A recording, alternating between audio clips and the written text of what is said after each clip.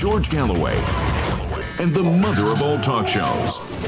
Welcome to the Open University of the Airwaves with George Galloway. Have you seen Oppenheimer, you masters of war? Mr. Rutte handing over F-16s to Zelensky in a losing war, which might very well turn the tide all right. The tide between conventional and a nuclear confrontation between the superpowers. The Russian army is advancing unstoppably towards Kupiansk. The Ukrainian army fleeing has blown up the bridge over the river as they fled. Kupiansk is about to change hands for the 5th time in 100 years. I hope you're ready to die and see all around you destroyed forevermore. Over which side of a line Kupiansk should lie on in the map. And one PeterWilby will be attracting my attention for a few minutes at least, for that is all he deserves. But he does deserve that for reasons you'll swiftly grasp just as soon as I have finished talking. And we'll be speaking about satraps. You thought Britain was the ultimate cuck, the ultimate satrap of the United States empire. You haven't looked at Australia, once fair, I'm afraid, now foul. And we'll be talking about the latest of our alumni to appear before the Security Council of the United Nations. 4 of our people have now been there. Danny Haiphong is the latest, and he will tell us all about it here on the mother of all talk shows. Fasten your seatbelts. Curious about our curriculum? Have something to say? Then call us now to join the debate on the mother of all talk shows. The only education you can get for free.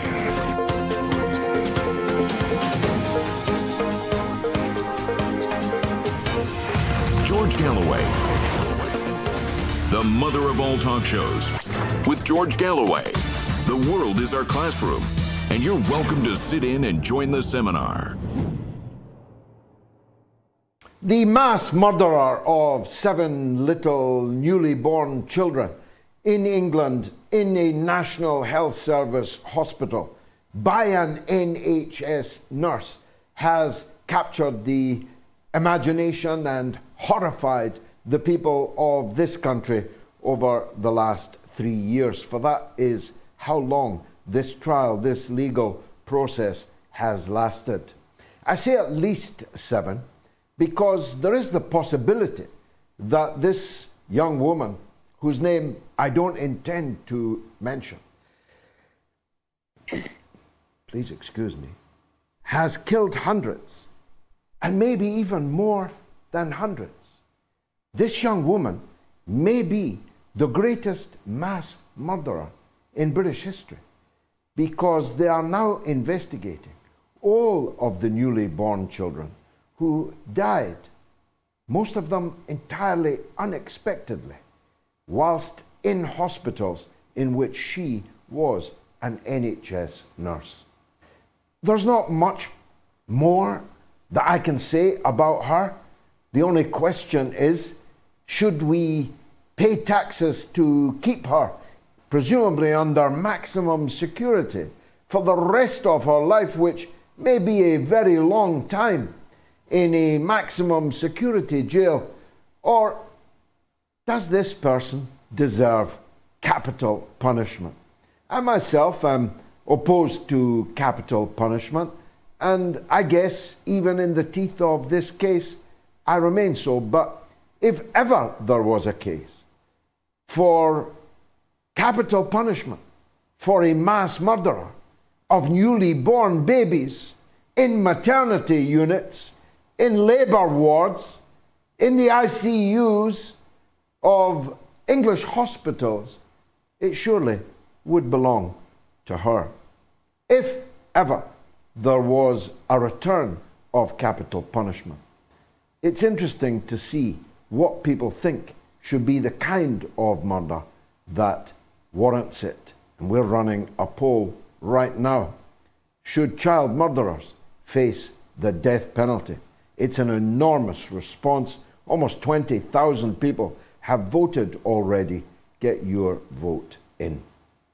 More importantly, in a way, is that a number of doctors warned the executives, the NHS managers, of these bizarre deaths that seem to occur every time this particular nurse was on shift. The motives of this woman can only be speculated on. Some of them are very dark indeed, but what were the motives of the managers in refusing to act when clinicians, doctors, told them they were suspicious of this young woman and did nothing about it? When will their heads roll, professionally speaking, metaphorically speaking? It's a big issue that hasn't yet had enough attention. Mind you, my next subject has had no attention at all, which is why I am forced to bring it to your attention. I first knew PeterWilby when he worked at the TUC, the Trade Union Congress, when he was the live-in lover, boyfriend of a then little-known man called PeterMandelson, now Lord Mandelson, bosom buddy of the late Jeffrey Epstein. Wilby was a relatively unassuming person. The peacock was PeterMandelson. But to my astonishment, Wilby, who had no journalistic training or background of any kind, went on to have a glittering career in journalism, from the Trade Union Congress to the editorship of the Independent on Sunday and the New Statesman. Why do I mention it?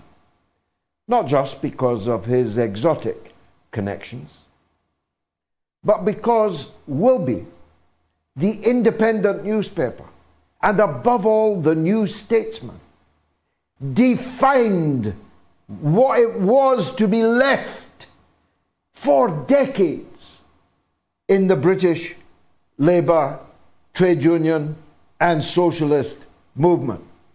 If you weren't in with the in crowd, you were out in the out tray. I speak as one of the latter. If PeterWilby didn't give you his imprimatur as a pucka bona fide leftist, you were nobody, man. Don't even bother to show up at the ball. There's no ticket for you.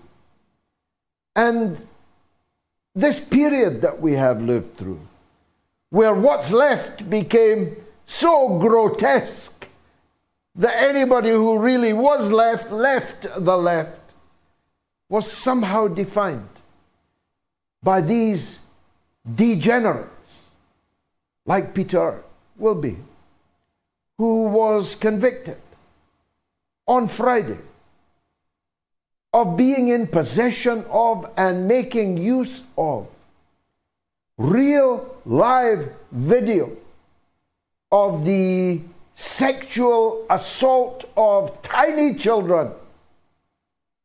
I'm talking toddlers being raped. PeterWilby had downloaded these images, thousands of them, over decades. The same decades when he was lecturing us on whether we passed the litmus test of being leftists, left enough to be in his club. Thousands of images, many of them of the most serious kind, as the police describe them, which means live images of actual children being raped. Wilby admitted to the court that he had been viewing these images since the early 1990s. Now, I appreciate that while you will be as appalled as any right-thinking person will be at the news I have just imparted to you, and will be as amazed as I was that for this heinous crime, he received a suspended sentence. Like William Zanzinger, PeterWilby got a suspended sentence, even though if nobody watched this evil, the makers of the videos would not make them. A suspended sentence for this vile excrescence known as Wilby. The New Statesman's erstwhile editor, the Independent on Sundays, erstwhile editor, the policeman of political credentials, as was, won't serve a day in jail for the evil that he has committed. Now, I went to see Oppenheimer the other night. First of all, it is a masterpiece of a movie, and there's not much more I can say about it. Filmically, cinematically, it is simply unmissable. You cannot call yourself interested in contemporary and historical events, particularly the danger of world war and nuclear war, and not go to see Oppenheimer. It is a dazzlingly brilliant film, but I'll leave it to the arts and culture critics to analyze it more closely than that. My main point that I want to bring to your mind is that nobody who watched Oppenheimer could possibly support the continued escalation and ratcheting up of the confrontation between the United States and Russia.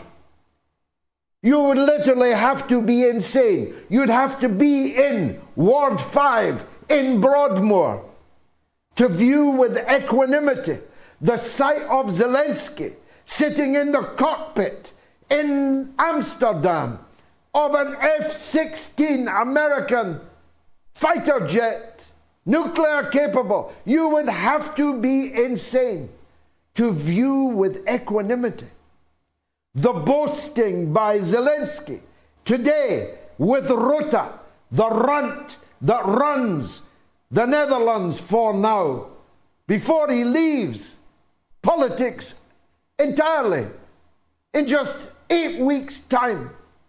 His parting gift to the world is to make an escalation in the war that may very well be the opening of the final chapter of humanity. I'm not exaggerating, because, as someone once said, every shadow is a bird of prey to the small animal who falls underneath it. Every F-16 will be regarded, should be regarded by Russia as capable of nuclear attack on her. After all, you could hardly take a chance on that, could you? How do you know if it's a Storm missile only that is hurtling towards you? How do you know that cruise missile is not tipped with a nuclear warhead, which, if you don't respond, will be capable of annihilating your ability to respond? Do you see what I'm saying here? I pointed out to someone this very afternoon, down by the river, Finland to Russia is the width of that river. If you fire a missile from Finland towards Russia, who is going to hesitate over whether that missile is going to kill 500 or 500,000 of your fellow citizens. I want you to watch Oppenheimer. I want you to watch the detonation of the nuclear bomb that exploded first in Hiroshima and the second a few days later on Nagasaki. And I want you to think about this fact that every single nuclear weapon in the world today is 1,000 times more powerful than that one on the screen behind me. Not twice as powerful, 10 times or 100 times, but 1,000 times more powerful. Each one 1,000 times more powerful than that bomb, which annihilated in seconds 70,000 people like that, annihilated them, and then killed more slowly another 130,000 people after the radiation and the other effects of that bomb, 1,000th of the power of any single bomb in the armories of nuclear weapon states this day. It won't be 200,000 who die in London or who die in Leningrad, St. Petersburg. It will be millions. It will be everybody once the weapons start flying. So, of course, I'm cursing the masters of war here. But I'm also cursing you, the public of the United States, of the United Kingdom, of the Netherlands. Where are the mass demonstrations in the Netherlands at this criminal escalation that took place today? Nobody gives a toss. Nobody's watching Oppenheimer. Nobody has any idea or care about what the impact of these weapons will be. The end. Do you understand me? Capital letters. The end. Because, of course, once one flies, the others must ineluctably fly. You can't call a halt to a nuclear war. What are you going to say? Well, we've lost 17 million people and you've lost 17 million. Let's not fire anymore. It doesn't matter if you fire anymore, because the radiation will kill you all from the ones you've already fired. It doesn't matter if you're in a bunker. What are you going to emerge from that bunker into? What kind of world? What kind of nuclear winter? I was watching with my kids this afternoon a documentary on the dinosaurs. They say, might be right, might not be right, a meteor hit the earth and wiped out all the animals, wiped out all the dinosaurs that had been ruling the roost for millions of years. Think thousands of meteors landing on your cities. As you can tell, I'm highly exercised by this point. Not for myself. I'm old. I'm ready to meet my Maker. Not even for my own family, because we are religious believers. We believe that we will all be together again one day. But how can it possibly be other than a work of Satanism to willfully destroy everybody and everything for the sake of Kupiansk? Seriously? It's all coming up over the next 1 hour and 40 minutes. Fasten your seatbelt.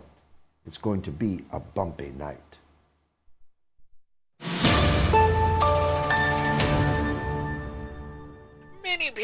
today struggle with the common mainstream media consumer. These types of people are mindless zombies. Instead of living authentically, they feed off masking their true thoughts and feelings, doing nothing and criticizing those who actually do their research. These type of media consumer can be highly manipulative, so here are some golden standard clapbacks when they start with their propaganda. When they say you are too much for them, show them a mirror and tell them to look for less. Draw a diagram of where your business is and their business is, to visually show them they are in the wrong area. When they say, please watch this clip from this reputable BBC journalist, remind them that there are no longer any reputable BBC journalists, and to instead watch the mother of all talk shows for some real journalism. The next time you encounter a brainwashed zombie, hold your head high and know their obsession to eat your brain is masking their jealousy of your confidence, your freedom in self-expression, and most importantly, your authenticity. Keep listening to learn more on the mother of all talk shows.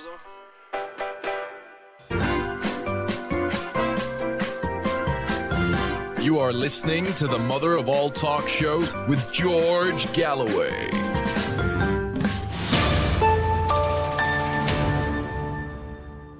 So I told you we've got a poll. Should child murderers face the death penalty? Yes or no? You can vote on my Telegram channel, t.me/George Galloway. You should be following me on Telegram anyway, because that's the last redoubt. And on X, as I'm being told, I must call it Twitter to older viewers. You can vote on my Twitter stream. You can vote on the YouTube community stream and on the YouTube community poll and on the YouTube stream. 18,522 of you have voted already. And pretty overwhelmingly, you believe that child murderers should face the death penalty. Rather surprising result there. Here are the phone numbers if you want to comment on what I've had to say. I understand there are an awful lot of comments already in on the chat. The number in the UK and Ireland, it's free of charge, is 08081965522. That's 08081965522. And in the US and Canada, again toll free, it's +1 844 944 3344. That's +1 844 944 3344. And in the rest of the world, it's 44203 966 2625. That's +44 203 966 2625.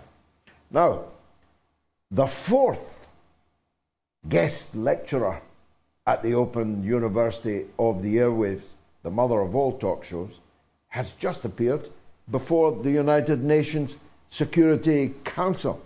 It's extraordinary how this university is making progress.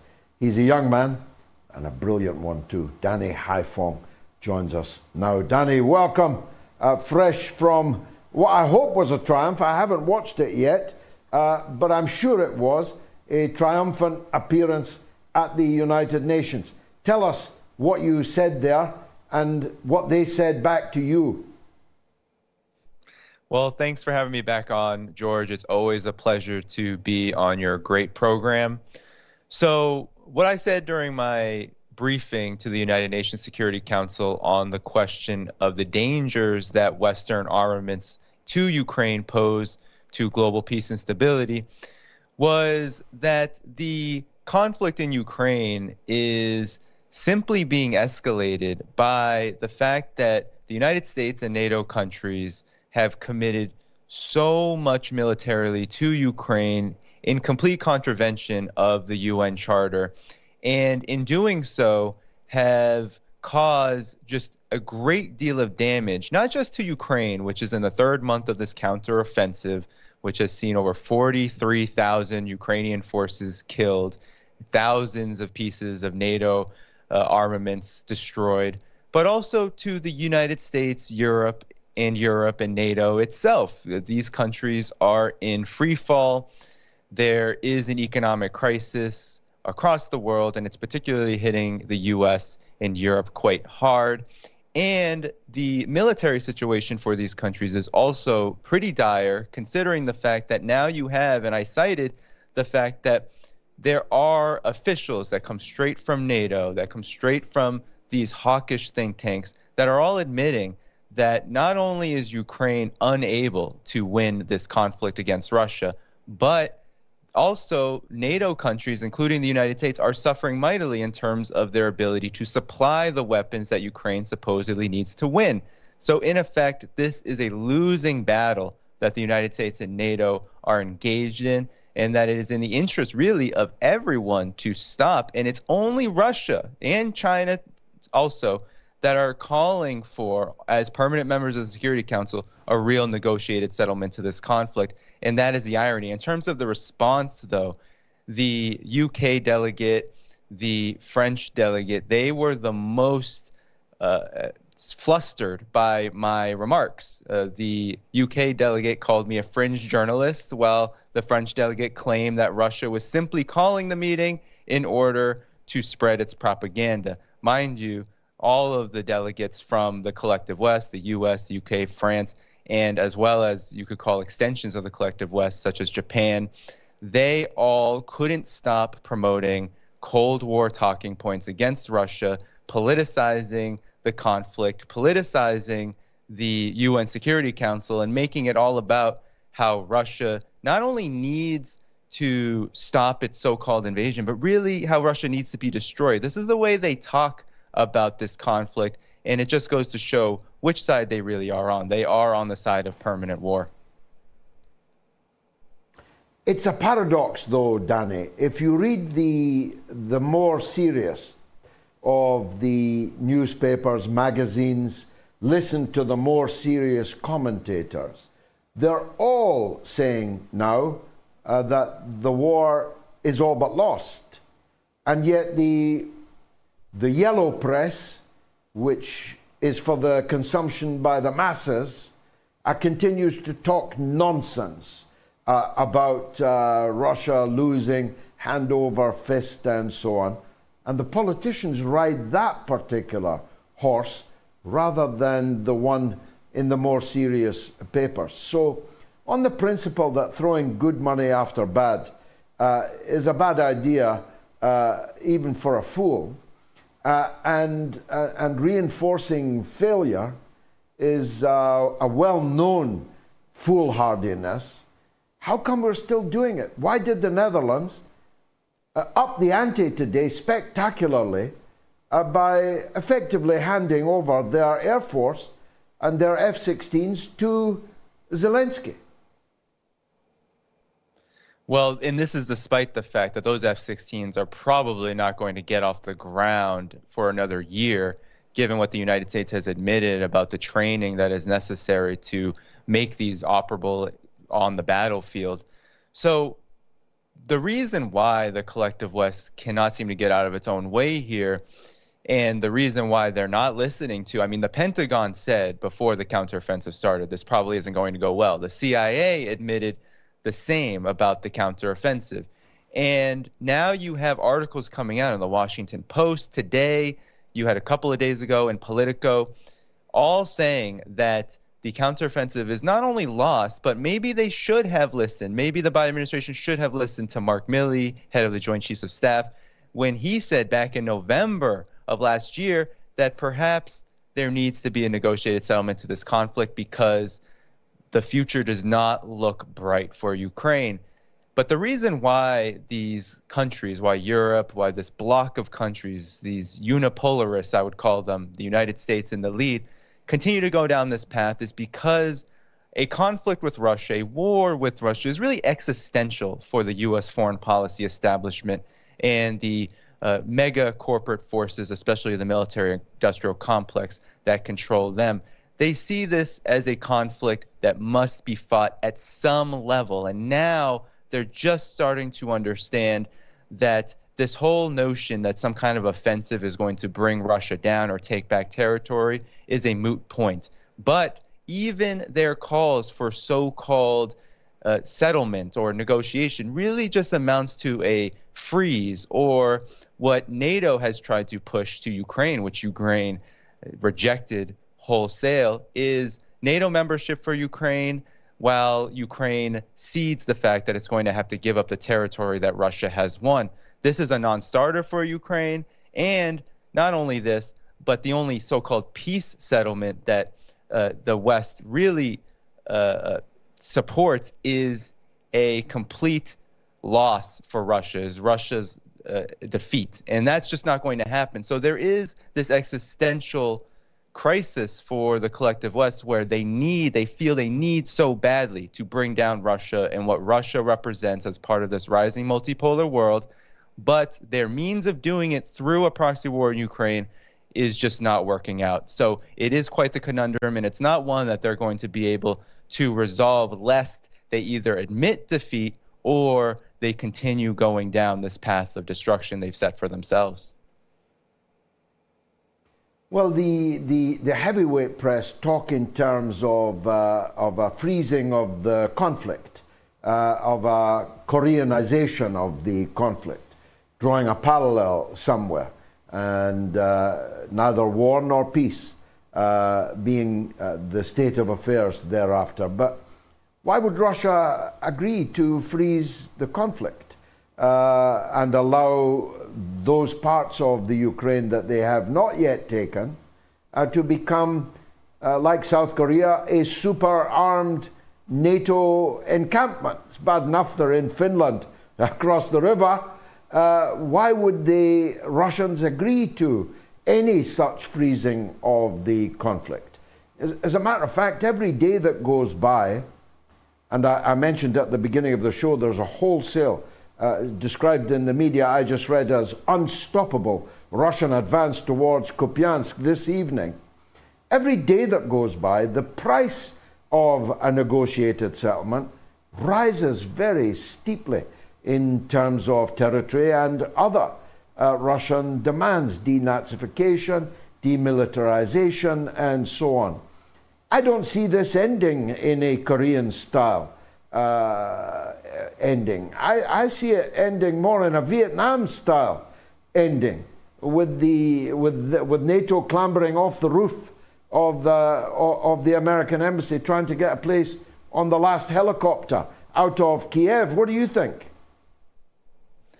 Well, I think you're really onto something, George, because to be honest, the so-called Koreanization opportunity was lost after the Minsk Accords were completely and utterly trashed and destroyed by NATO itself, by the United States and NATO itself. It was they who used the Minsk Accords, who used this ceasefire agreement to build up Ukraine to the point of the time of the so-called invasion that Russia started.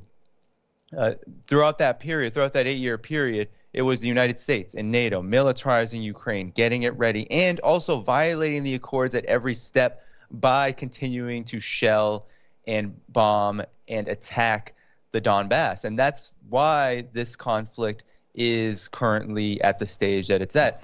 And so you bring up a really good point in conjunction with this, because not only does Russia have this experience of knowing what it's like to negotiate with the collective West and being burned by that. There's no trusting the collective West. But now you also have the fact that Russia is the one succeeding on the battlefield. Russia is the one that has the capabilities, that has the ability to continue to fight a war of attrition. It is not facing the severe shortages that the collective West is, and it is making headway on the battlefield. It has stopped this offensive. This Ukrainian offensive is all but defeated. So there is no reason for Russia to give any leverage to the collective West when it knows that doing so means that it's going to have to give concessions that it cannot allow to stand. It cannot allow Ukraine to be a part of NATO. It cannot allow Ukraine to be militarized in this way.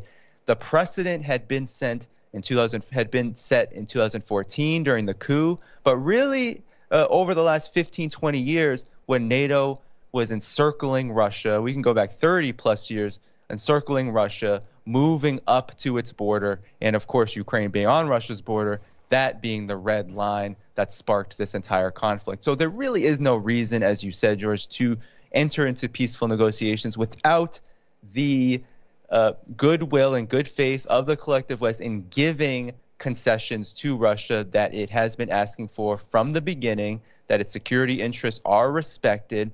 And there is no real hope for that. And I think Russia understands this. That's why Russia says very firmly, we're not going to be negotiating with Zelensky or the Ukrainian government. We're going to negotiate with its masters. And only when its masters in the collective West are able to begin to forward a position that allows for Russia's existence and its interests to be respected, just like international law really does put forth quite clearly that in times of conflict, there needs to be good faith and goodwill in any kind of maintenance of this peace and stability that we also seek. But that has not been the case since the very beginning. And all the naysayers out there always like to forget, and they always like to erase the fact that this conflict began in 2014 with the coup, and then with the thousands upon thousands of ethnic Russians and Russian speakers and people in the Donbass residing along Russia's border being attacked and terrorized by the Ukrainian government, the Ukrainian regime backed by the US and NATO. Let's, in the last few minutes, look at the slightly bigger picture. I was reading today not only the point that you made about these self-harming, even suicidal sanctions that the collective West has placed on Russia, which have turned out to be a gigantic boomerang, but the cementing of now an unbreakable relationship between Russia and China, the precise opposite of US foreign policy goal since 1972 and President Nixon's visit, the first communique, and so on. The point of American policy from 1972 onwards was to keep Russia and China as separate as possible. Now they have made this great leviathan of Russia-China. You can say it in almost as one word, Russia-China. They've made this gigantic leviathan, which will surely be the core of this Eurasian future of which we talk. It's a spectacular foreign policy blunder by the West, isn't it? And was there any sign at the United Nations that any of them even have begun to realize that? No, not at all. Actually, the United States in particular, but really the collective West as a whole, is on this suicide mission to try to galvanize any country within the global South, within the sphere, Eurasian sphere, and also in Africa as well, in Latin America, any country it can, and try to organize them against Russia and China, as if that militarily is actually going to meet the objectives that the United States has set forth at the moment. The reality is that China and Russia, of course, have their own independent political and economic reasons for developing a strong relationship. The Cold War was a disaster in large part because those two countries were split politically and then, of course, economically. Now, the interesting thing that is occurring is that when the United States, when the collective West go after Russia and China simultaneously, what they are really admitting to is the fact that they can't break the bond, that despite any attempts to forge some kind of foreign policy that is coherent and that targets a specific quote-unquote enemy, that by labeling Russia and China as kind of equal players in the so-called threat category, what the U.S. is admitting is that no longer can it compete and no longer can it allow Russia and China to stand independent, sovereign, and united. But the more that it goes after both of these countries, of course, the more they are going to come together because they share an external enemy now. So this is quite the conundrum. It is one that is not going to go away. It is one that is kind of inevitable at this point because the United States and its NATO allies cannot afford to get close to either Russia and China for both political and economic reasons. And it's so interesting that in this moment when we're talking about the United States as kind of this declining empire, that you have this very clear set of lines being drawn where Russia and China are supposed to be the so-called enemies of the United States, but the only thing that could possibly save the United States from itself in foreign policy terms is by trying to divide the two. So that's why you have competing strategies that really end up coming together and forming one foreign policy objective, and that is the destruction of both. And the fact of the matter is that the United States nor its so-called allies have any capability to do such a thing. China and Russia alone, standing alone, are powerful enough. Russia has shown it in Ukraine. China has shown it with its immense economic growth and its ability to cooperate with damn near everybody in the world. Russia, of course, not so close behind in that realm.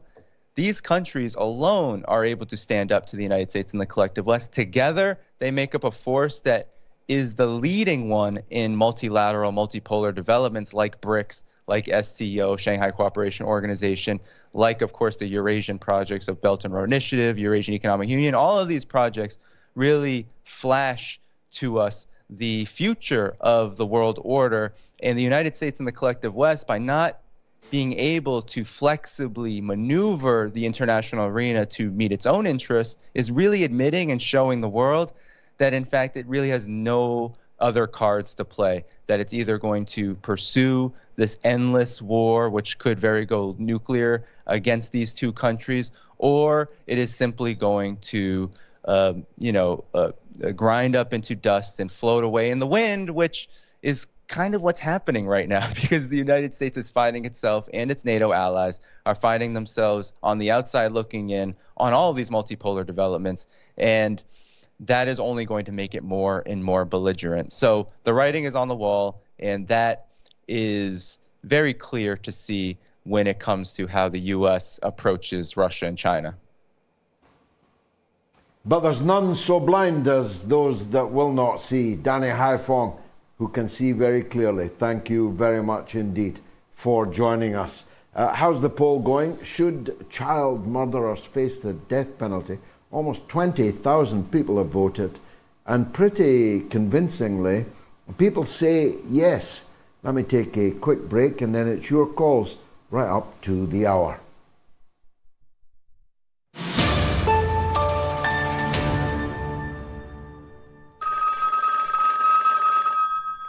On the line is a Rose in Texas. How's that at the beginning of a song? On Californication, which is a song. Rose, welcome to the show. Fan of the show, transgender fan of the show, and I wanted to briefly address your monologue from last week on Californication, because I almost entirely agree with what you said. Trans women athletes taking medals and records, directing children at nightclubs and even going to elementary schools themselves, not to mention hormone blockers for children as well. The attack on freedom of speech, not only against conservatives, but anyone who doesn't fall in line with the agenda, rainbow flags on NATO military aircraft, which is certainly doing more to cultivate anti-queer sentiment around the world than there already is. All of that makes me sick. So because I don't believe in incest, bestiality, necrophilia, and pedophilia, I'm basically culturally right-wing by today's standards, even though less than 5 years ago, I'd still be left-wing. So in regards to you and everyone else watching who thinks of me and people like me as the villains right now, you should know that I support the most traditional Muslim, Jewish, Abrahamic believers to be as homophobic and transphobic as they want, because guess what? That's freedom of religion, which is a value we claim to have in the West. Now, my religion, I suppose, is I believe I'm a woman, but guess what? Not everyone has to convert to my religion. Otherwise, we basically have a theocracy, only this theocracy is for the ever-evolving LGBTQIA supercalifragilisticexpialidocious club. So that's all I wanted to get out of my system. Thank you. Well, Rose, if I could put your call in a glass bottle and ship it around the world, I promise you that I would do so. Crystal clear beautifully expressed, and I wish you every happiness in life. It is exactly what people who are transgender should be saying. And if they were, they would disappoint the liberal zealots who want to use them as a battering ram against the traditional family values of the rest of us. Beautifully expressed, Rose. I'll never forget it.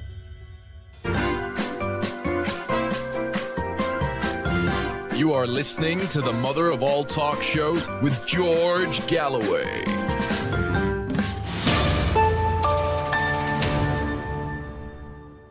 Here's some emails. This one from Tony. By the way, our email address is onair@moats.tv. George, NATO are softening up their populations for the defeat of Ukraine.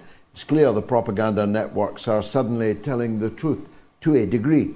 The so-called Ukrainian counter-offensive is a total disaster. Nobody can deny this fact. Right, the killer nurse, Neil, is on the phone from Epping. I think Broadmoor's quite near there. Let's hear from Neil on the killer nurse. Go ahead, Neil. Right. My second call to you, George. You'll have to bear with me. I have a terminal illness and I'm on oxygen, so I'll have to pause between sentences. Okay. But this is going to happen take again. Your time, brother. This is going to happen again and again and again. There's no staff in NHS hospitals. There's a culture of bullying. Okay. Now, Stephen Bolson was a personal friend of mine who pointed out the deaths of babies in Bristol. He was hounded out. Okay. He couldn't get a job in England. He had to go. He became professor of pediatric anesthesiology in Australia. Now, you won't stop anything like this happening. You can stick a naught over what people like Beverly Allett have done and what Shipman have done. Shipman was only found out because one of his victims' daughters was a lawyer, and she noticed that her mother's daughter had been the signature was forged on her will. There's a culture of bullying. There's no staff. I tipped up a colleague in, and you can check this out in The Guardian, which used to be a newspaper. It's now a horrible rag. But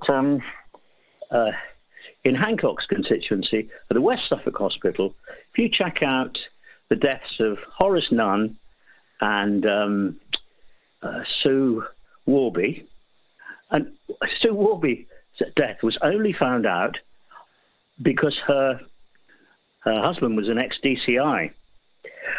And the whistleblowers were tracked down, and there was a witch hunt. They wanted us to give handwriting tests to find out who'd been tipping off patients. Okay. I had a colleague that went to work at the West Suffolk Hospital, and he phoned me up and he said, I didn't believe it was going on. But he said, you haven't. If anything, you've understated the case. So he went to work abroad. But there's no staff. There's a culture of bullying. And honestly, George, the next one will happen. It's quite horrifying. Yeah, it's quite horrifying. I think we're going to have to dive deeper into it. Didn't have time to get a guest on it today. But when you use the phrase, you can stick a knot on all these numbers, I absolutely agree with you. You can stick a knot on the number of people that have been killed in this way. And there are so many that we don't even know about, don't even yet suspect. It is truly horrifying, nightmarish stuff. Neil in Epping, many thanks for your call. Joseph in London on the wretched PeterWilby. Go ahead, Joseph. Hello, George. I just want to say I 110% support what you said about PeterWilby. The PeterWilby case is part of something much deeper on the left. Now, I am a leftist, a socialist, and I'm not going to name any living person, so you don't need to worry about libel, but I can tell you PeterWilby is just part of a general trend on the left, which is to be ultra-liberal and to support, actually, to be very soft on the issue of child abuse. The examples I would give is organisations which I've known, which have advocated ending the age of consent for children. So the age of consent is oppressive, it stops children. I mean, are these people mad? I mean, they say they're in favour of socialism. There's a fine line as to whether or not they're mad. But I'm going to name somebody who's still alive, Peter Tatchell, who's still on the mainstream media as some kind of respectable commentator. I saw him on television, his lips moving, as he shilled for the idea that 40-year-old men having sex with children was not necessarily a bad or evil thing. That many of his friends had spoken to survivors of this who claimed that it hadn't done them any harm. Well, I speak as someone to whom it did a considerable amount of harm. And I agree with you. When you embark down the yellow brick road of liberalism, where does it end up? It ends up on PeterWilby's computer. It ends up there. If you tear up everything that was once sacred, abandon all collective morality, embark on this madness of individualism where everyone can do exactly as they please and can please themselves irrespective of the harm that it does to other people. Indeed, elevate that to the status of a kind of ideology, then it ends up, the yellow brick road ends up in Pete Wilby's study on his computer watching toddlers being raped at the same time as lecturing everyone else into how they should live their lives. Last word to you, Joseph. Yeah, I mean, the latest thing which they're doing now is that the sort of liberals are promoting this idea of childhood sexuality. They don't say we're in favour of abuse because they know they can't get away with that so easily these days. They say, we want to explore childhood sexuality. What the hell is that? There's no such thing. Minor attracted persons. Sort of thing. They don't talk about paedophiles. Minor attracted persons. This is bringing children in front of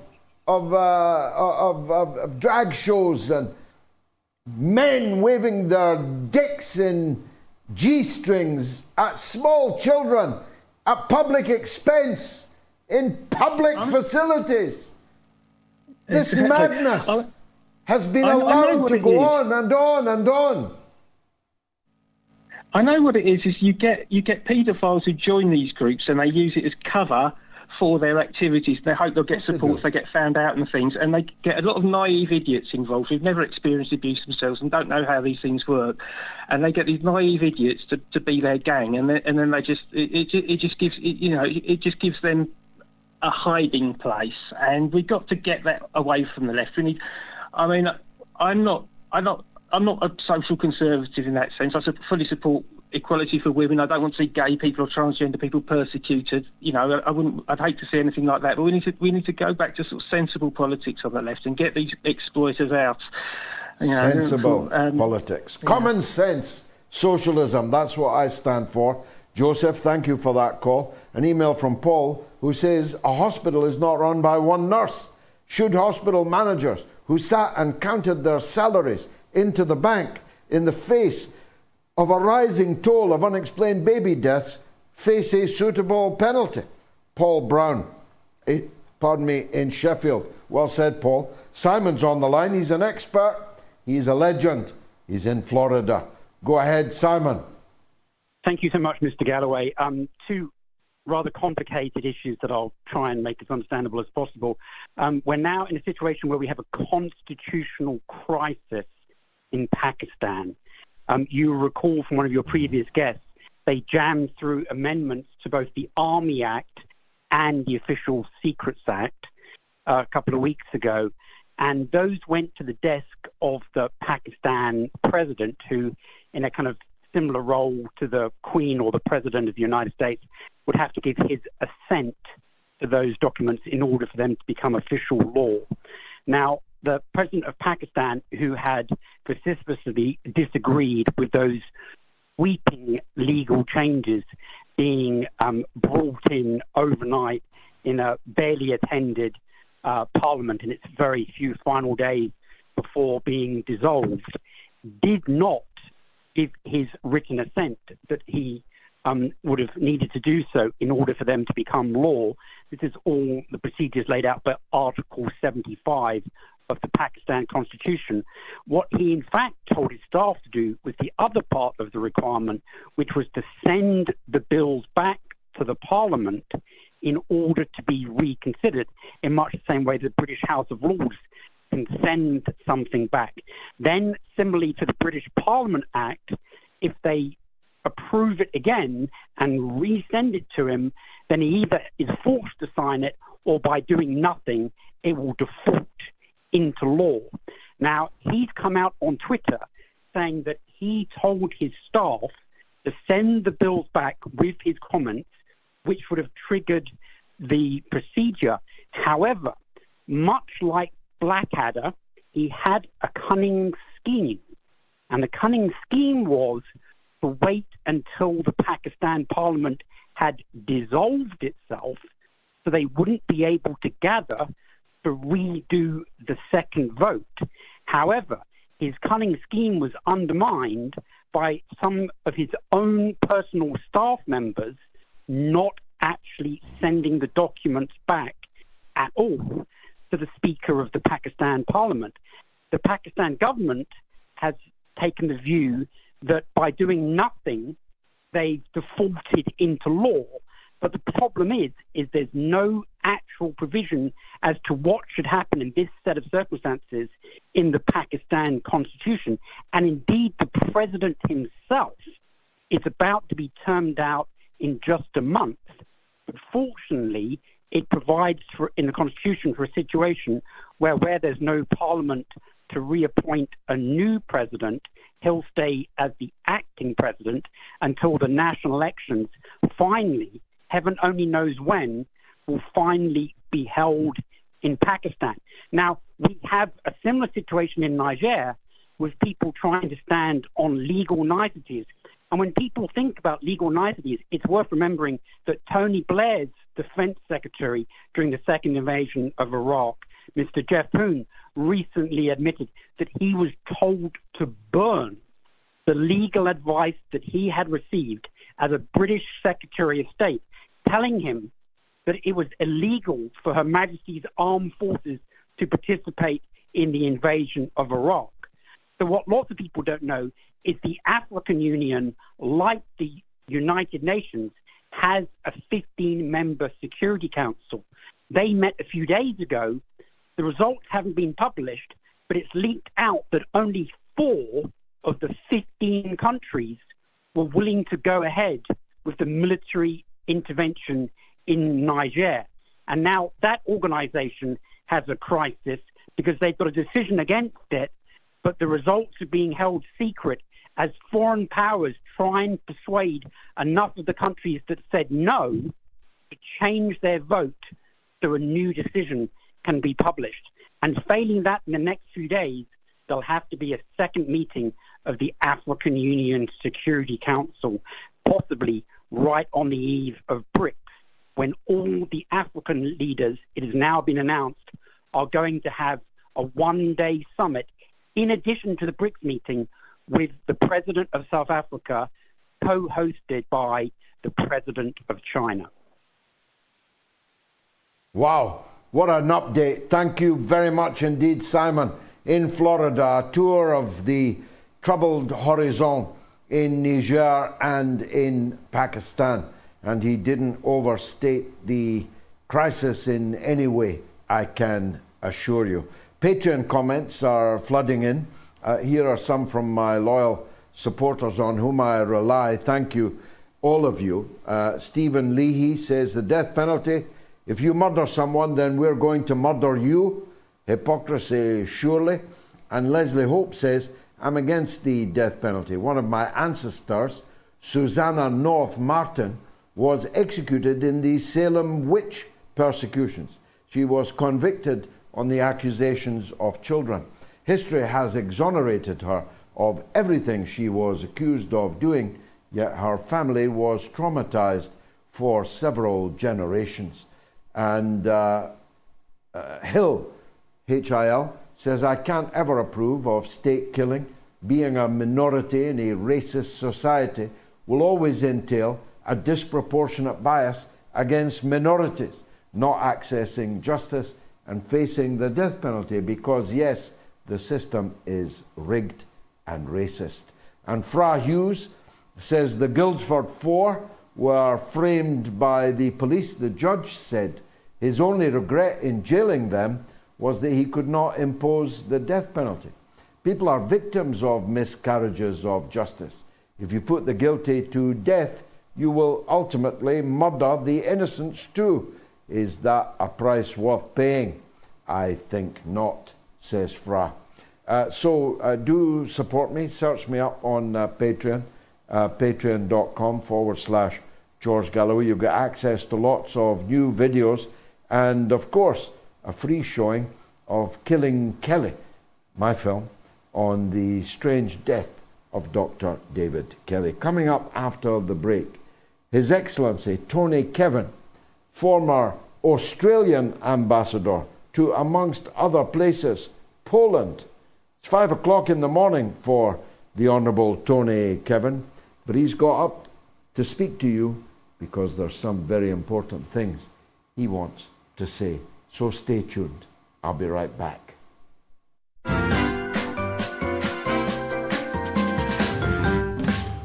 You have to remember back in 2002, 2003, there was a wish by George Bush for regime change. That's what was driving him. Nothing to do with weapons of mass destruction, which of course didn't exist in Iraq. So they had to construct some sort of formula, some sort of cover story in order to persuade the British public that intervention in Iraq was right. Now, David Kelly, as an expert in weapons of mass destruction, knew that this was untrue. He knew that there were probably no weapons of mass destruction in Iraq. That was a guy that could have brought down, the whole system. I reckon you're chaff. You've been thrown up to divert our probing. The Foreign Affairs Select Committee, that parliamentarian briefing, I think that was an indignity to him. We saw it on the news, and my very first thought was shock. Oh my God, you know, this man is in the eye of the media hurricane. He should be protected by that at least. You've got blood on your hands, Prime Minister. Are you going to resign over this?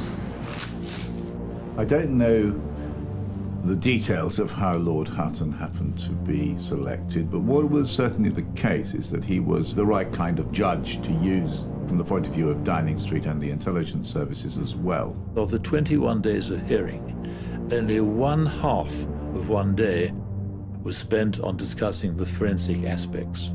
That is disgusting. We were given the Hutton report the day before it was published, but actually what happened was he went too far. The events of 2003 were disgraceful ones in this country's history, and it's unfinished business. Those responsible for an illegal war, those responsible for the death of David Kelly, have not been brought to justice. There's been no inquest into David Kelly's death. There needs to be one. We need to make sure that those who behaved in a reprehensible way in 2003 are finally brought to book.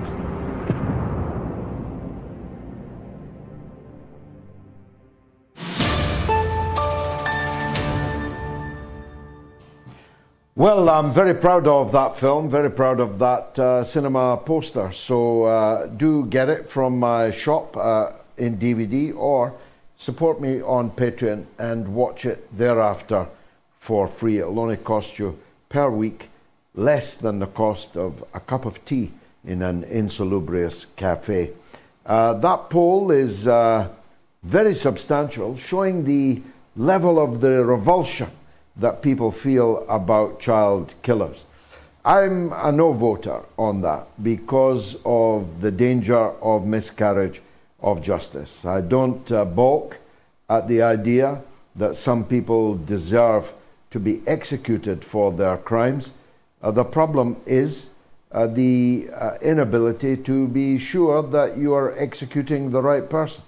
There have been far too many, so many miscarriages of justice here in Britain, and no doubt in other countries too, that you could not safely go down that road. What I do say, I'm sure it will be the case in this particular mass murder, but it isn't in others, is that life imprisonment needs to mean what it says. The idea that someone can be out on the street having murdered someone in a decade or even less, when the family of the murdered have a life sentence for the rest of their lives, is, I think, itself a miscarriage of justice. Selection of YouTube comments.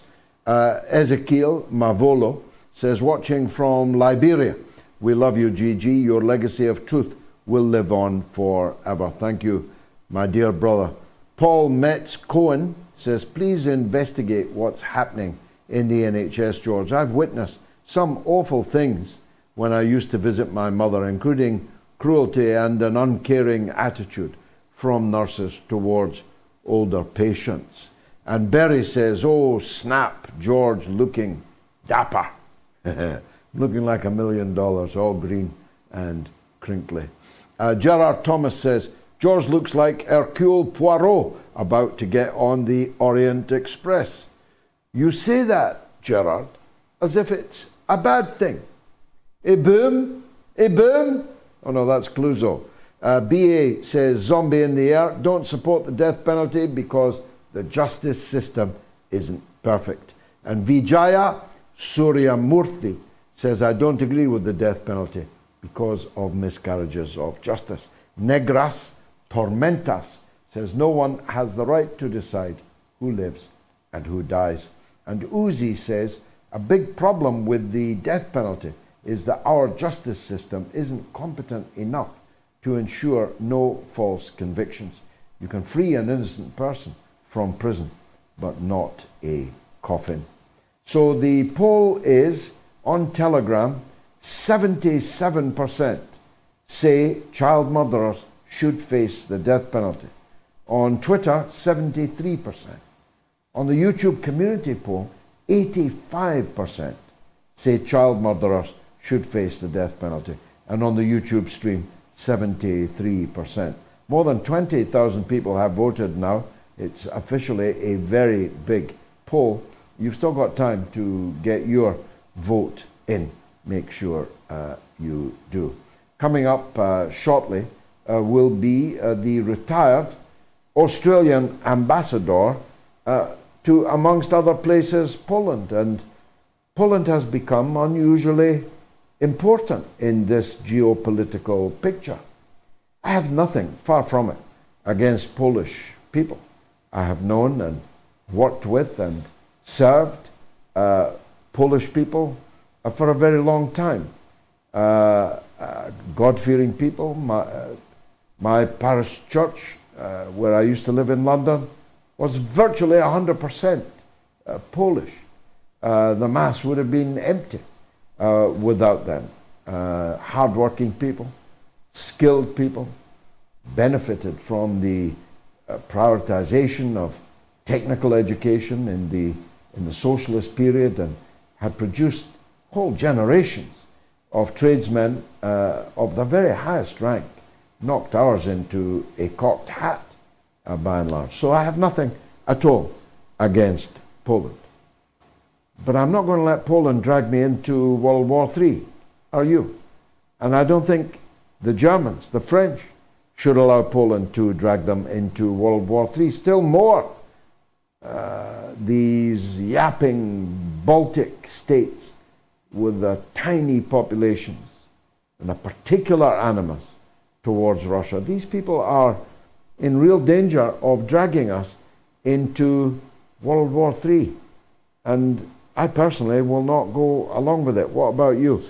Before we go to His Excellency, let's take a couple of calls. John is in New York on U.S. politics. Let's hear from John. Go ahead, John.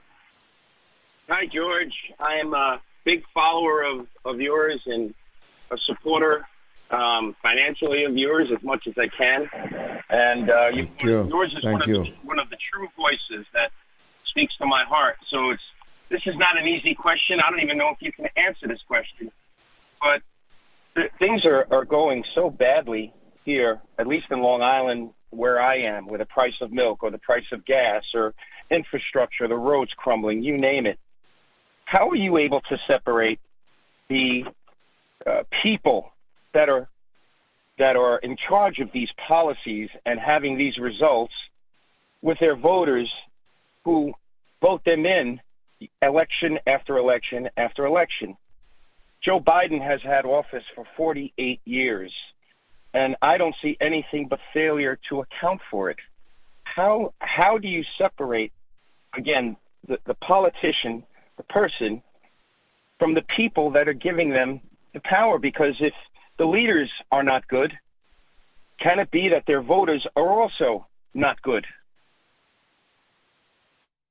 It's what we used to call, John, when it was worth much more than it is today, the $64,000 question. That undoubtedly, to an extent, we get the government that we deserve. Certainly the government that we vote for. It's very rare, we've got it at the moment, but it's very rare that someone almost bereft of political support, for whom nobody has ever voted, is in power. Rashid Sunak, as Joe Biden memorably called him, was never elected by anybody. There was no election. He just became the prime minister. So, for the most part, you get the government that you vote for. Now, there's no point thereafter in saying, not in my name, because it is being done in your name, on your dime. On your dollar, with your armed forces, under your flag, and through your country at the United Nations, and so on. So it's just escapism to pretend that it's not being done in your name. If you are a citizen of the United States or the United Kingdom or any of these countries conducting crimes abroad, then you share some of the responsibility. How does it happen? Well, partly it's the fault of people like me for having failed to create a political opposition sufficiently attractive to people, to win them from this uniparty, this duopoly, this two cheeks of the same ass that passes for a polity in your country and mine. We must be self-critical about that. How did it come to pass that the only choice that people could be offered was Donald Trump or Joe Biden or Rashid Sunak and somebody you'll never have heard of, a block of wood called Sir Keir Starmer? This is really the two cheeks of the same arse. And so those of us who are opposed to that duopoly have failed until now to create an alternative sufficiently attractive to attract enough people to at least elect a few of us to be there in the Parliament, providing an alternative point of view and opposition. The media has a very large part to play in it. The majority of people in Long Island, where you are not watching this show. They're not even watching Tucker Carlson's alternative take on events. They're watching CNN. They're watching MSNBC. They're reading the New York Times, or even worse than the New York Times. So The media has a large part to play in it. But now, in the age of the internet, it is a choice to be ignorant, you know. The people could find this show. They could find Jimmy Dore. They could, if they let their fingers do the walking, they could find Lee Camp. They could find alternative points of view, but they have chosen not to.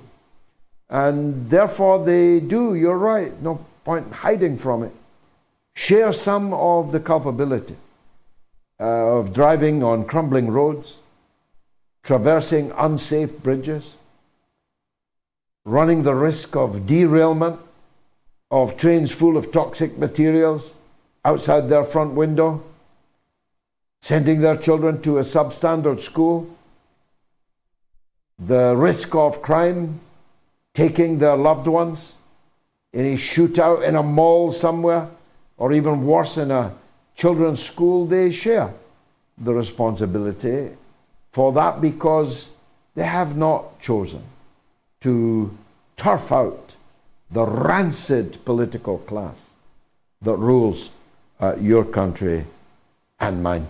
Thanks, John, for a great call. Let's go to Ehab in Michigan on Ukraine. Ehab, welcome to the show. What would you like to say? Thank you, George. I guess you just said almost everything. Well, that's all right. Have a go. All right. So the way I see it, it's like give peace a chance, as the topic of your show is.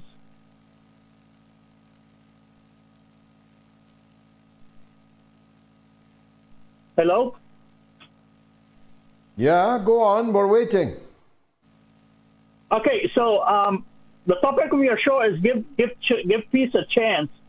And I'm thinking, like, given the present circumstances in the world, we all know that peace has long been the side issue for any of these governments. It's all about imposing their hegemony. It's about controlling markets. The other piece that you said, which I 100% agree with, is the control of the media of people's minds. They're more interested in the media, makes them more interested in trivial things than the real, true economic and military things that are going on in the world. Say, for example, how the media is saturated with... Yeah, with triviality. I mean, I had the misfortune of catching some of Love Island last night. I think I watched it for 10 minutes. And I was sad at the depths to which the young people participating in it allowed themselves. But I was even more sad that many millions of people are going to watch it. And only it and things like it, rather than serious things that would help them change their lives for the better. There's no doubt that we are being let down by our media, and we're being let down by our education system, which prepares our young people for a life of consumption of this television junk food. But we can't absolve the people themselves from the choice, because we all know you're one of them. I'm one of them. Everybody watching this is one of them. We all know so many people who went through exactly the same education system and are exposed to exactly the same mass media, but who have found their way to alternative points of view, alternative channels through which they can learn and also communicate bad. Ehab in Michigan, one of my favorite places. Thank you very much indeed for the call. Now, His Excellency Tony Kevin is on the line, but it is a bad line. But I'm going to go to him in the hope that we can hear each other well enough to make it worthwhile getting up in the middle of the night, as he has done. His Excellency Tony Kevin, former Australian ambassador and, amongst other places, ambassador to Poland. Your Excellency, thank you for joining us, particularly at this unearthly hour. I'm hoping you can hear me clearly, and now I can see you. Thanks very much for joining us.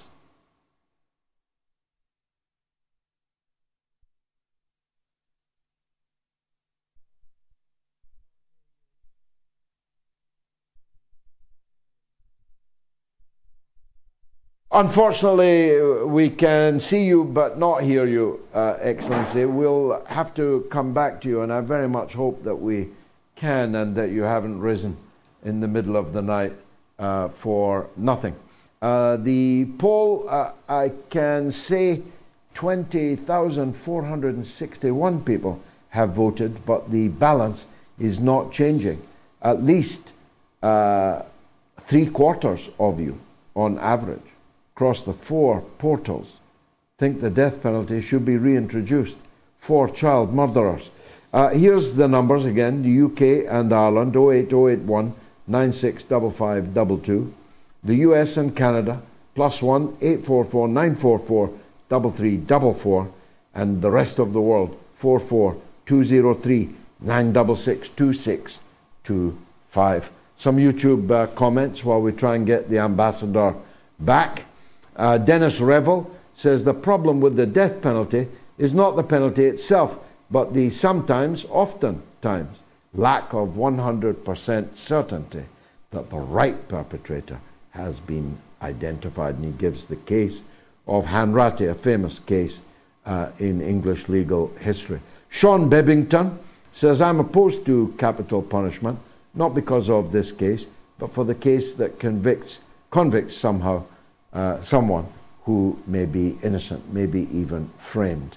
And Jenny Lynn says they think her motive had a lot to do with catching the attention of a particular doctor in the unit. That was the most atrocious thing of all, Jenny, when I read it. Let's go back to Ambassador Tony Kevin, see if we can hear him this time. Excellency, thank you for joining us. I have 2 questions for you, Chris. Really. The first one, Chris, is how did Australia become such a slavish ally of the United States that it is prepared to risk war with its biggest trading partner and relatively close neighbor in China? Why did the political class in Australia go tonto in the way that they have? Well, we're going to have to abandon that. We can't keep trying it. So let's get Ambassador Kevin back another time.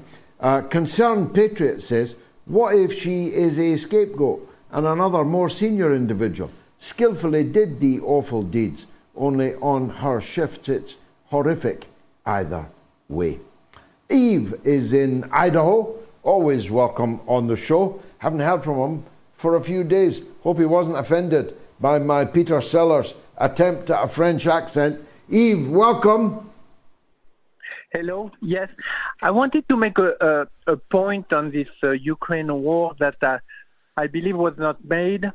The plan of the Ukrainian was to apparently to go from Zaporozhye towards Crimea. And this looks completely crazy at first, because the supply line will have to go from Poland all the way down to Crimea, basically. And so the Russian would have all the opportunity to break this supply line. So I was wondering if the plan was not, in fact, to make a beachhead towards Crimea to have NATO directly on this beachhead to supply the weapon, and the weapon like that would be right at the location of the conflict. Because there have been a lot of Ukrainian comparison with D-Day. And D-Day was something like that. You know, they would go to Normandy and they would supply the American weapon in Normandy against the Germans. So I was wondering if the plan was not actually to build a beachhead on Crimea, to have directly NATO position here and bring all the weapons on that spot. That's what I wanted to say. Well, that would require, that would require an amphibious assault on Crimea. Who would do that? Who has the capacity to do that under Russian fire? The Ukrainian, they wanted the Ukrainian to make a blitzkrieg towards Crimea, secure a little a beachhead there, and then once they get that, to do the supply line from this spot, you see, because otherwise it's insane. You see, it's insane to have such a long, how can they go so deep, bringing the tank and all that? It's impossible. And I think that's why they was always referring to the Ukrainian D-Day and things like that. That's just it's just a supposition. But look, it's possible, Yves, but I've detected it long, but I detect it more and more clearly now that NATO has no intention of getting involved in this war, that they have blinked, and that they are recklessly pumping more and more escalatory weapons into the conflict, but that they will not risk their own armed forces. They will not risk even the best versions of their own weapons. The Abrams, for example, or the Chieftain tank is not to be used at the front line, to be used in safe areas. The Abrams has been armored. Its armor has been weakened because of the fear of its actual armor in US hands falling into the hands of the Russians. So they're recklessly supplying more and more weapons, but a cheaper version, if you like, a less efficient version of them. They basically are playing for time now. It's like a footballer carrying the ball down to the corner flag. That's what it looks like to me, hoping to run the clock down in the hope that, something might turn up, something might rescue them from this debacle into which they have been plunged. Yves, thanks very much for the call. I'm unable to see who else is on the line because my computer has gone off. So I'm leaving it to my director to tell me it's Jamie in Malaga in my ear. Go ahead, Jamie. Welcome. Good evening, George. Thanks so much for all the brilliant work you're doing and taking my call again. Thank you.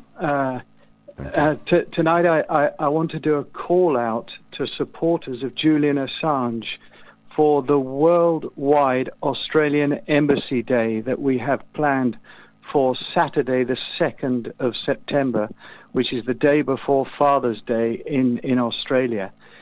And we're really calling on all Assange supporters from around the world to gather outside major Australian buildings, Australian embassies, consulates, or if they can't find an Australian building, then just in a town square, in support for Australia, and to shine light on the fact that either the weakest point or the strongest point in this case is now Australia. In effect, that if the 83% of Australian population who want Julian Assange to be freed can increase the pressure on their Prime Minister Albanese to demand that the American administration, Joe Biden, drop the charges against Julian Assange, we feel that he will be freed. So that's my reason for calling. Give me the date. Give me the date again, Jamie. We'll put it in our diaries, and everyone should. Thanks very much. It's actually on Saturday, the 2nd of September, which is in 2 weeks' time. Okay. And it's from 12 o'clock until 4 o'clock in the afternoon. And we're asking people as well to take photographs of themselves so that we can share them using, if they send photographs to Candles for Assange, they will collect the photographs. They have contacts all around the world with all different Julian Assange supporters, and we want to use this on social media to raise attention to what is going on, and that Julian Assange must be freed. We'll do, and we'll not just shout it out tonight, but in subsequent shows to make sure that people have got that message. Jamie, thank you very much indeed. Let me have a quick break while we attend to some technical difficulties. Be right back.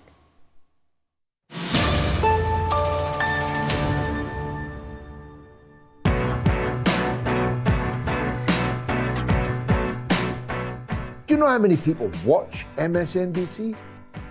If this was a normal business, it would be out of business long ago. Do you know how many people watch CNN?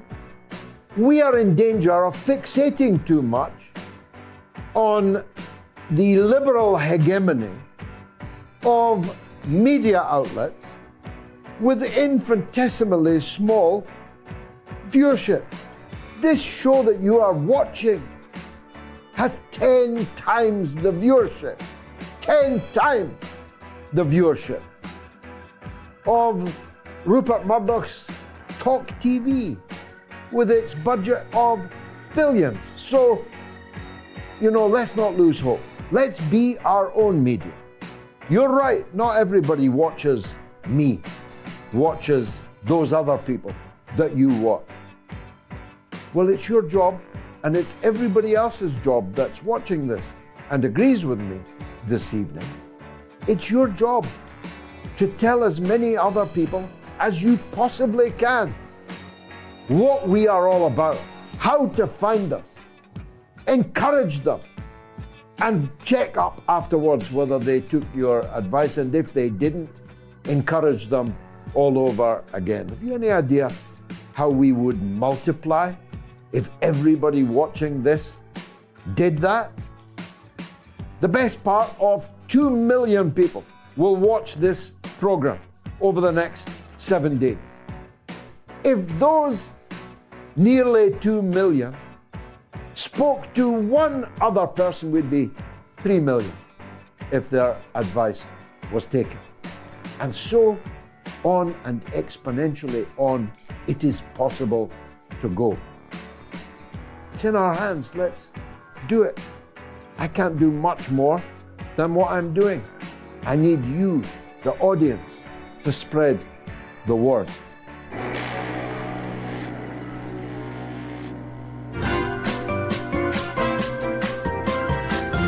You are listening to the mother of all talk shows with George Galloway.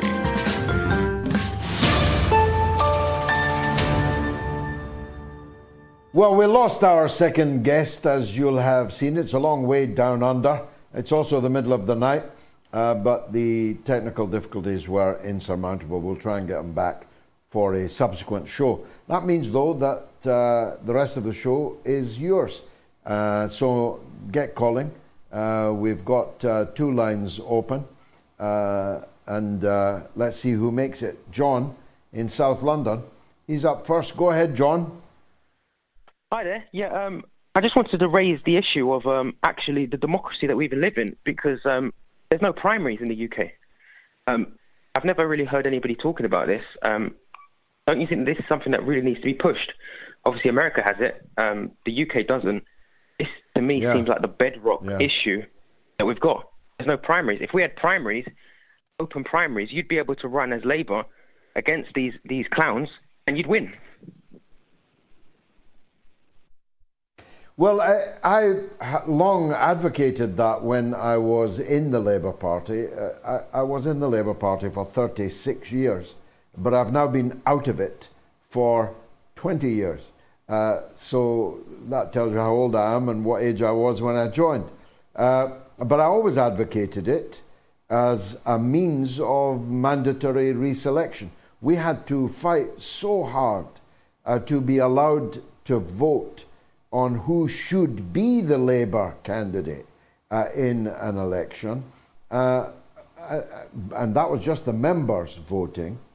But I argued, why don't we let the public choose who should be the Labour candidate in an election, just like they do in the United States. Even the president has to win the primary before he can be the party's candidate in the upcoming election. So I do believe you're onto something, but of course the political parties will never agree to it. And so in a way it's pie in the sky. We'll have to find another way. And that means vote. You see, you say I would win it, John. Well, why wouldn't I win it if I stood as an independent? Why wouldn't I win it if I stood for my own party, the Workers' Party? Why do I have to be the Labour candidate to win it? What's so good about Labour? As a matter of fact, Labour, to me, is so utterly toxic now. I'm ashamed that I tried so hard to stay in it when they were expelling me 20 years ago. And the money I spent on lawyers and so on, trying to stay in it. And the fight I put up, I don't know why now, because once Tony Blair drowned Iraq in blood and drowned the British political system, choked it out of any credibility that it once had, there was no longer any point in being in the Labour Party. And if that were true then, it's certainly true under Keir Starmer. Last word to you, John. Third parties can't win. That's the uncomfortable reality that I've realised, that is no one's really... Third parties can't win because people don't want to split the vote. We need to get numbers in the streets, get out there and say, we want a primary now. That's it. There's no negotiating. Because third parties can't win. Well, yeah, RFK recently... Starmer is literally rigging Labour selections. He's removing, look at the mayor in the northeast of England, an exemplary fellow, hugely popular. The elected mayor wasn't allowed on the ballot to be the Labour candidate in the upcoming election. These party leaders just do what they want. Who can stop them? We have to pressure them. Keir Starmer cannot be pressured. That is pie in the sky. John, thanks for the call, though. Look, we've got a good signal. Tony Kevin, Ambassador Kevin, is on the line. Hallelujah. Let's go to him now. Good. Ambassador, good thank morning, you George. for that. Now everything is very clear. Good morning to you. Given the hour, I'll press on quickly, Excellency. There was two things I wanted to ask you, although one additional PS. Let me deal with the first one. Australia, how did it become such a slavish servant of the United States government, thousands and thousands of miles away, that it is prepared to risk war with its major trading partner and relatively near neighbor, China? How did that happen? When did it happen? George, many books will be written about this. It's partly history and it's partly bad luck. The history is that since World War II, Australia has been dazzled by American power and American glamour. An American official who's unnamed said, Australia's an easy lay. And I think that's a 5-word answer to your question. We're an easy lay, as Americans see us. Well, we want to be like yeah, them. It's a depressing enough answer. It was bad enough when you were an easy lay for us in Blighty, but to be an easy lay for Joe Biden is a recipe for dissatisfaction, if ever I heard one. but the slavishness is so against your own interest. I mean, if I was China, I'll tell you frankly, if I was the leader of China, I wouldn't buy another thing that is grown in or made by an Australian hand. I'd actually say, go to hell, Australia. Instead, they buy huge amounts of your exports. This is all true, but we have been deeply penetrated politically, economically, culturally, psychologically by America over the last 20 or 30 years. We had a brief window of independence, of sovereignty, from the time Gough Whitlam came to power to the time Paul Keating lost power to John Howard. In those 20 years, we were actually finding our home in Asia and establishing an identity for ourselves, a very attractive multicultural identity. But now we have timorously and timidly gone back into the American lager. And we don't need regime change in Australia. We're already deeply penetrated. And I have to emphasise this. I think much is the same is true of England, I would dare to say, and also of Germany. So we have all gone back to lackey status, to this strange globalist imperialist regime in Washington that doesn't seem to care that America is falling apart around it.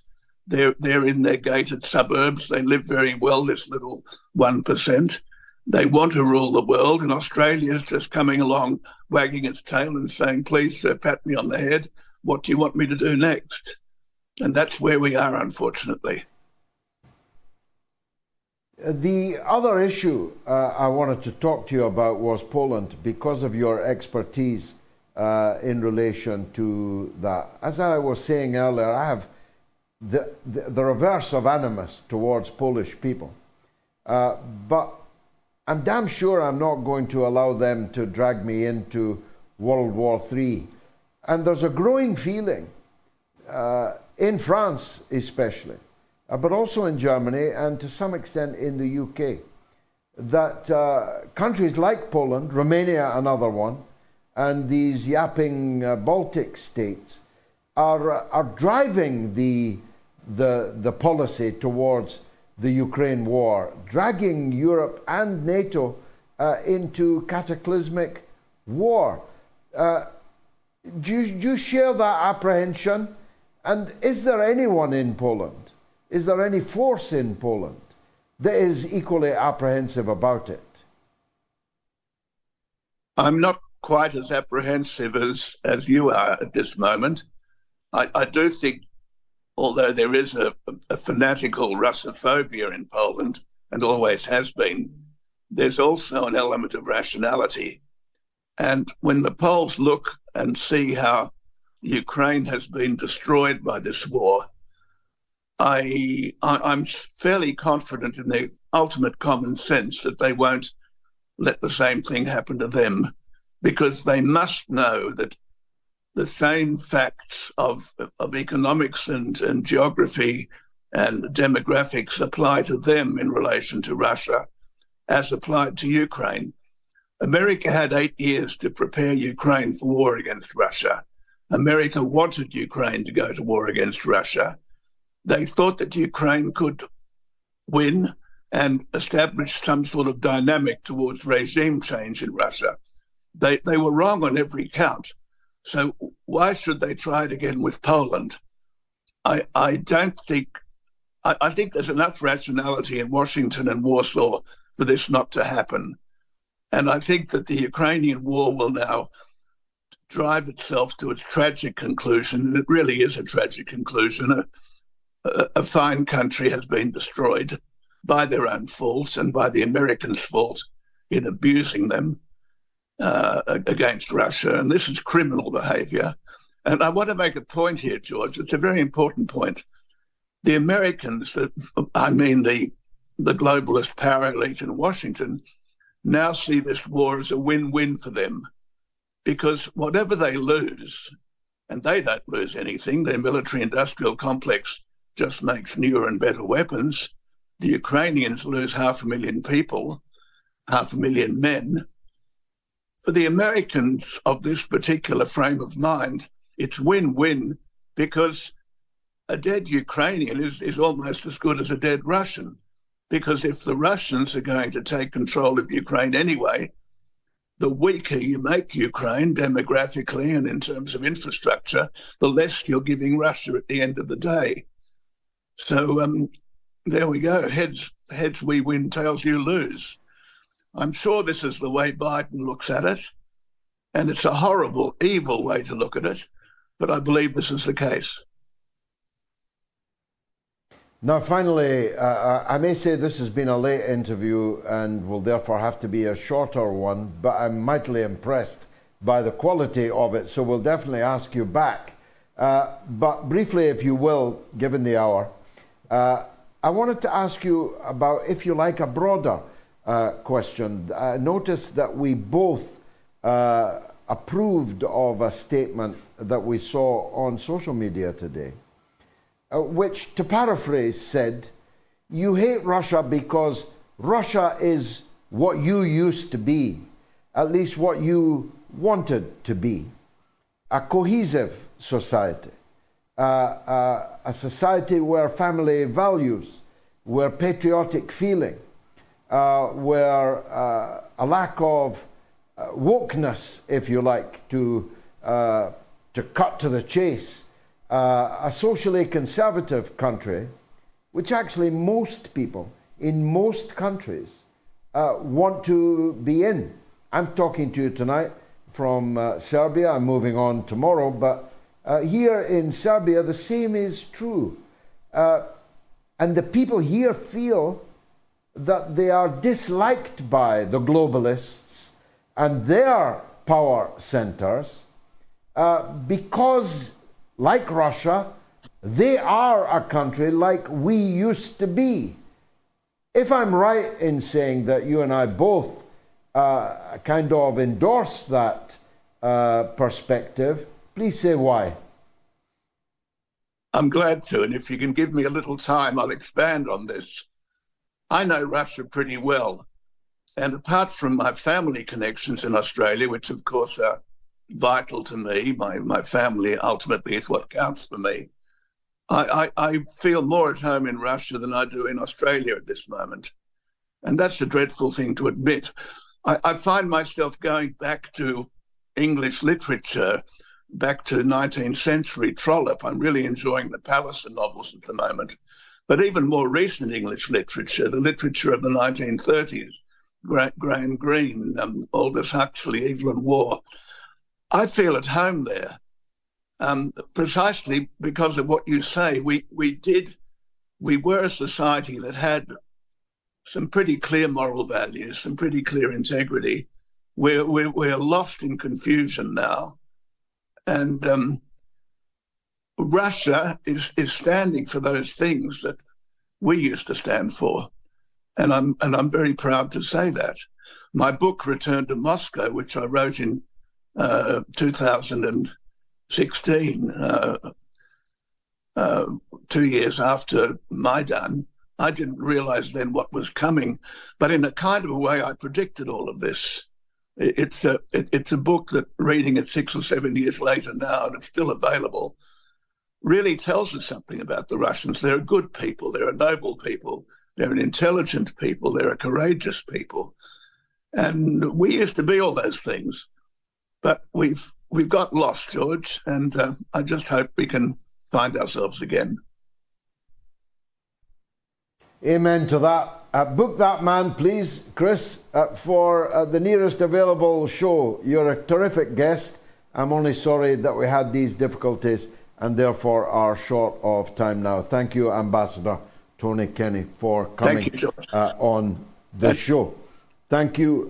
We've got time only for a couple of calls then. So Rex is in Seattle on the US and Ukraine. Let's hear from him. Rex, welcome. Thank you, George. Okay. Yeah, go on. So Yeah. So, I was wondering on what you think the chances are for, a viable debate between Biden and RFK Jr. And also, he's kind of like the wild card, maybe like a American like Prometheus for the Democratic Party, since it's so kind of cringe right now. At least in my opinion. It's a very good question. Yeah, go ahead. And I think like the state of the country is so kind of deranged right now, where I don't think any real war would be in the country's interest. How kind of disorganized things are in this country, like I don't know. Well, of course, a war is not in the country's interest. Though there was a poll yesterday that showed 2/3 of Americans think the U.S. should be doing more in its preparation for possible war with China. So the popularity of the Ukraine war against Russia is falling sharply, but 2/3 of Americans want to tool up to get ready for a war with China. What is wrong with us? I say us because we are two countries divided by a common language, sure, but the one language we have in common is an apparent lust for conflict and war. Rex, thanks for the call. Melvin, always worthwhile, is in New York. Let's hear from him. Melvin, go ahead. Hello, George. Nice to speak to you again. You hear me quite well? I do. Very well, very clear. All right, thank you very much. So I'm going to make this short but sweet. So a few weeks ago, the United States Congress, all but 12 Democrats, or not Democrats, Republicans, 12 Republicans voted the Constitution of the United States down, okay? So this shows me that anything that we believed in the United States as Americans doesn't ring true to anything, as far as our elections, if they can vote down the Constitution of the United States. We have, as far as Ukraine goes, there is a document that you can look up on Google. It's declassified.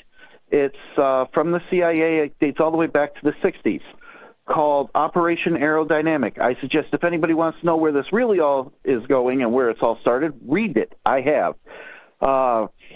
On top of all of that, and I'll leave it with this, the only thing I see for the United States where we might actually be able to stop World War III, or at least us getting into it, is what's called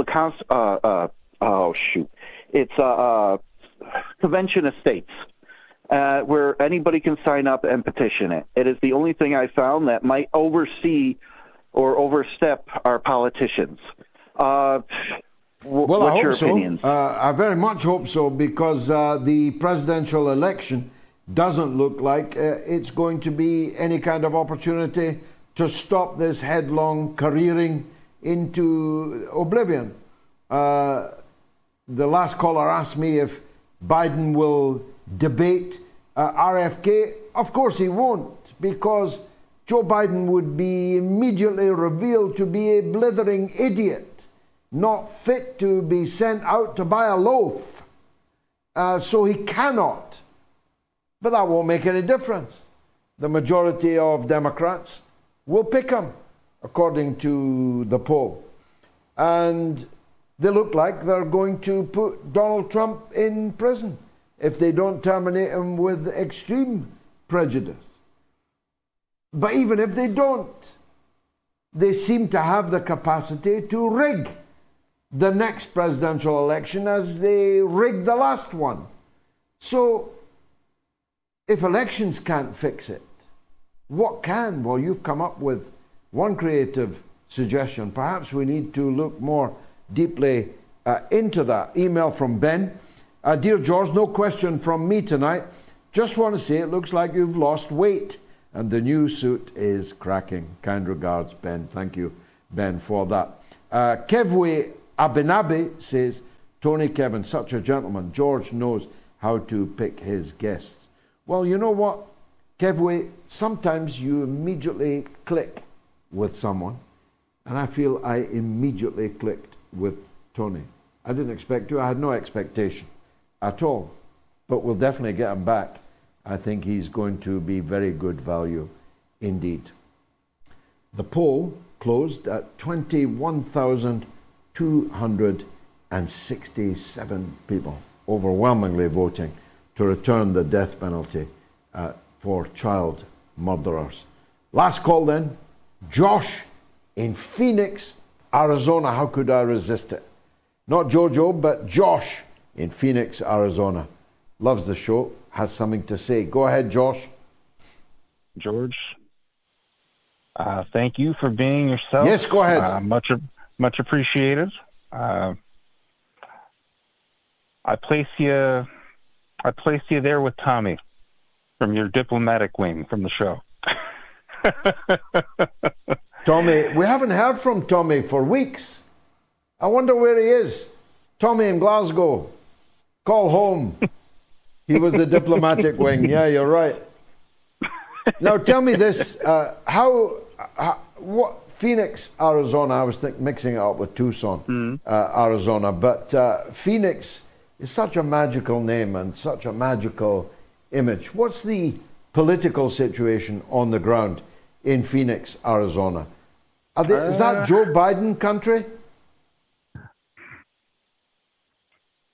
Yes and no. Depends on where you're at.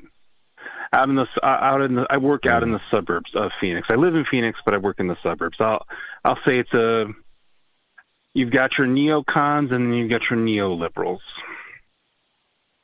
That's pretty much so kind of 50-50. The sort of place where the ballot box might get stuffed at 4 o'clock in the morning when the lights suddenly go out. That sort of place.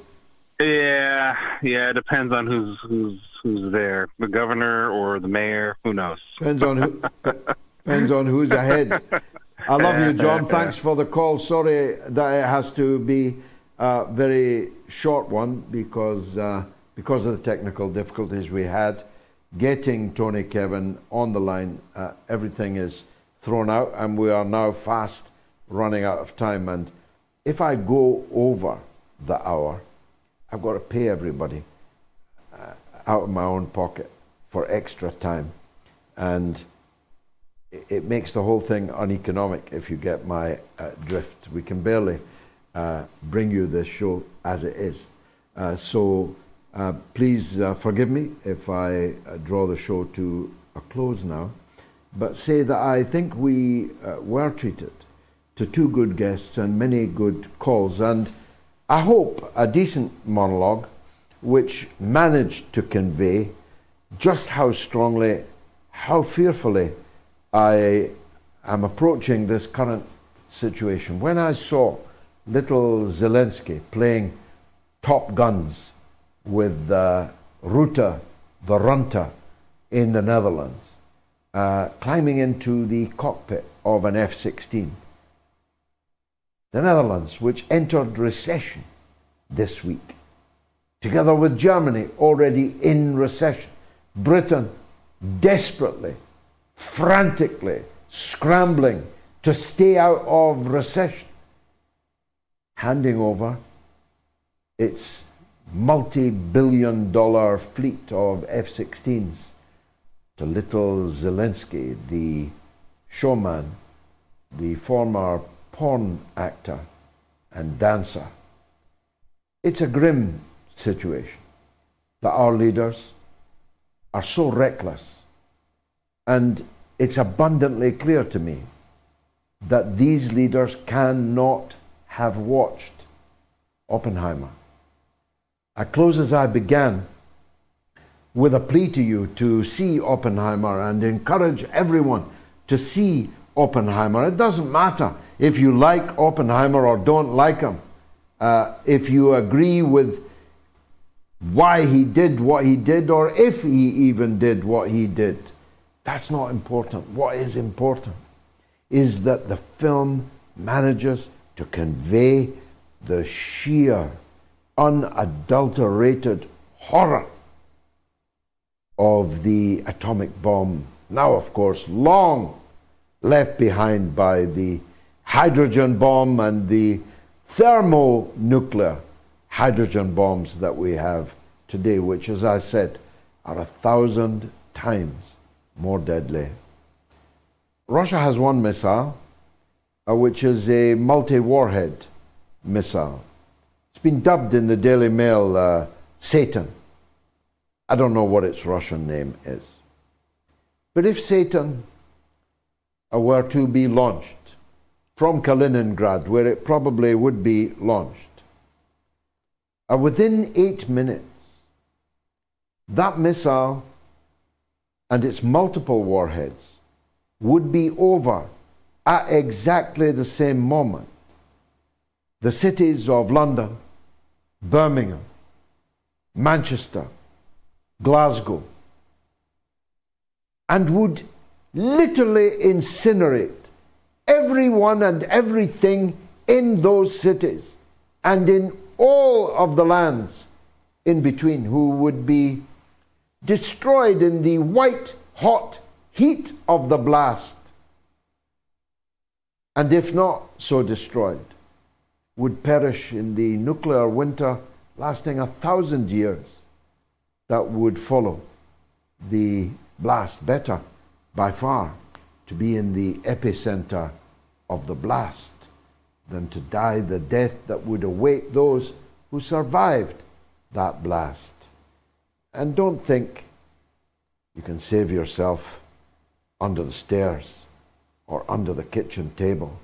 Don't think even in a bunker you will be safe, neither from the blast and certainly not from the radiation that would kill you with a sickness almost unimaginable to bear, and to watch your children die from that same sickness if they were to survive somehow a blast from one rocket that took 8 minutes to arrive and is traveling hypersonically and therefore cannot be intercepted, cannot be stopped.